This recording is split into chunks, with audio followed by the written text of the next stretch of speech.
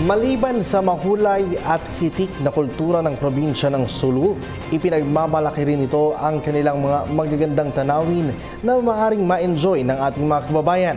Kaya naman pinag-aaralan ngayon kung paano mapapalago ang turismo sa lalawigan. May report si George Bandola.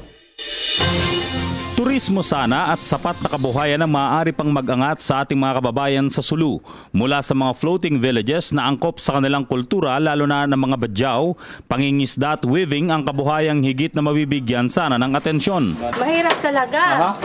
Pero pag marunong ka na, Pag binenta po ito, mas mahal. oo. Yung isa, 3,000. 3,000. Pumunta lang ako dito, pero nagsimama ako sa kanya naggawa ng ganito yung... Tinuruan ka talaga sa paggawa niyan? Hindi. Nag-self-learn ka lang po, sarili lang. Ayon kay Aling Raudia, 3,000 piso pataas ang halaga ng isang hinabi na karaniwang ipinapagawa ng mga may kaya. Subalit lagpas 10 araw bago matapos ang isang maliit na telang may design. Magkano nito? 3,000. So ito, gawang tausog, 3,000 na to. Lalo yung mga pasadya, may mga pangalan na katulad nito. Napakahirap gawin, napakatagal.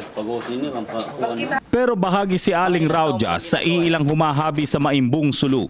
Halos wala kasing tulong silang nakukuha para may pakilala at lumaganap pa ang kanilang industriya kaya bumabalik pa rin sa pangingisda ang marami. Yung programa ng yung pag-wave, sana mabigyan sila ng yung sapat na bahay para sa Financing. yung financing nila para sa pag-wave nila. Maging sa pangisdaan, halos lahat ng isdang naititinda sa mga pamilihan sa Mindanao ay galing ng Sulu Celebes Sea.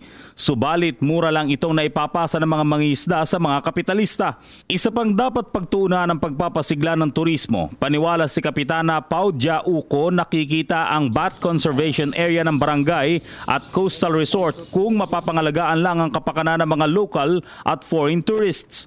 Yung dating kahoy pa, hindi ito simentado.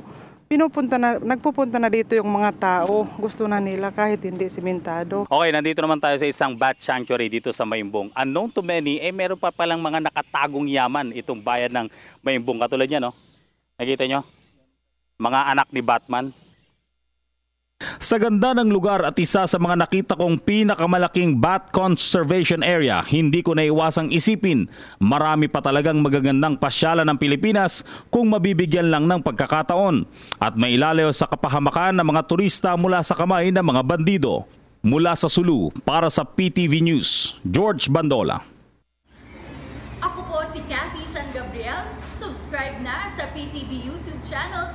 I-click lang po ang subscribe button.